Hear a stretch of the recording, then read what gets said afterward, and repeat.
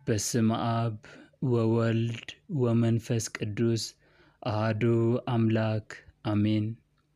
እግዚአብሔር ሆይ አምላኬና መድኃኒቴ ሆይ አመሰግንሃለሁ። ጌታ ሆይ ያለፉትን ጊዜያት በመባዘንና በመጨነቅ ደስ የማይሉ ቀኖችን ባሳልፍም ዛሬ ግን ምሕረትህን አብዝተህ ትድግናህን በጠላቶቼ ፊት ስላሳየኸኝ እኔ ባሪያህ የምስጋናዬን እጅ መንሻ በትሕትና አቀርባለሁ።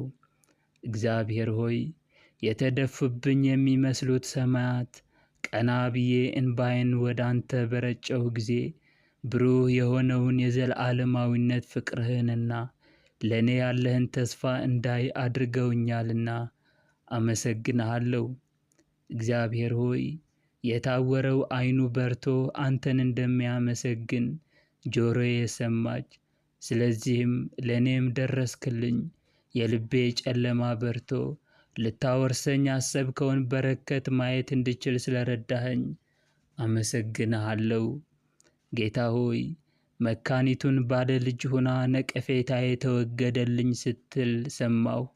የእኔም የመከነው ልቤ ካንተ በተገኙ በረከቶች ተሞልቶ ከሰው እኩል ሆንኩ ብዬ ማመስገን እንድችል ስላበቃኸኝ አመሰግንሃለሁ።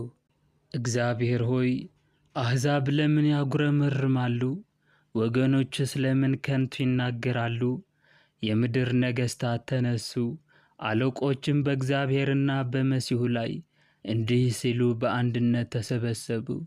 ማሰሪያቸውን ከእኛ እንበጥስ፣ ቀንበራቸውንም ከእኛ ላይ እንጣል። በሰማይ የሚኖር እርሱ ይስቅባቸዋል፣ እግዚአብሔርም ይሳለቅባቸዋል።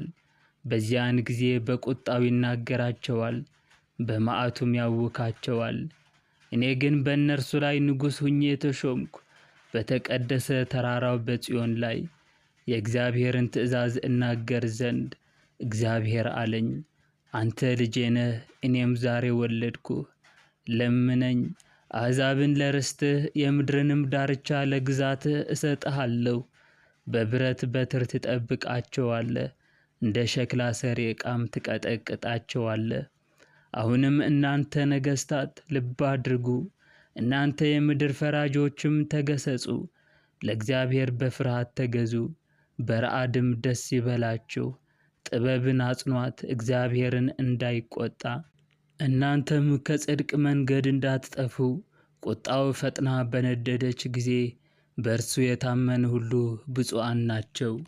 እግዚአብሔርን በጠራሁት ጊዜ ጽድቄን ሰማኝ፣ ከጭንቀቴም አሰፋልኝ።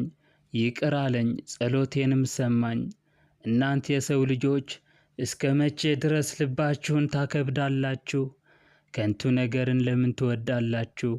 ሐሰትንስ ለምን ትሻላችሁ? እግዚአብሔር በጻድቁ እንደ ተገለጠ እወቁ።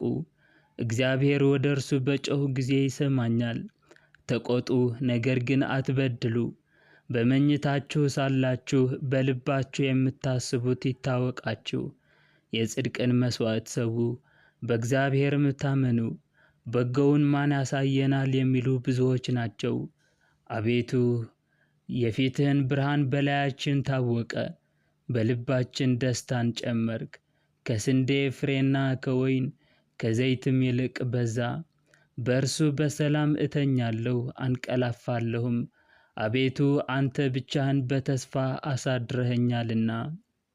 እግዚአብሔር ሆይ አቤቱ በቁጣህ አትቅሰፈኝ፣ በመቅሰፍትህም አትገስጸኝ። ድውይ ነኝና አቤቱ ይቅር በለኝ።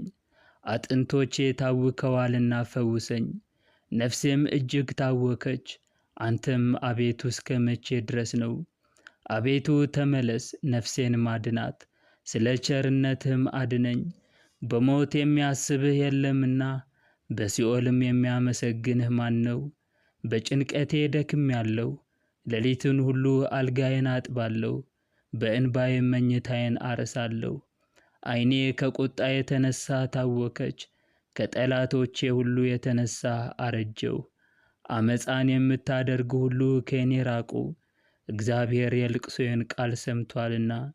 እግዚአብሔር ልመናዬን ሰማኝ፣ እግዚአብሔር ጸሎቴን ተቀበለ። ጠላቶቼ ሁሉ ይፈሩ ይጎስቁሉም፣ ወደ ኋላቸው ይመለሱ፣ በፍጥነትም እጅግ ይፈሩ።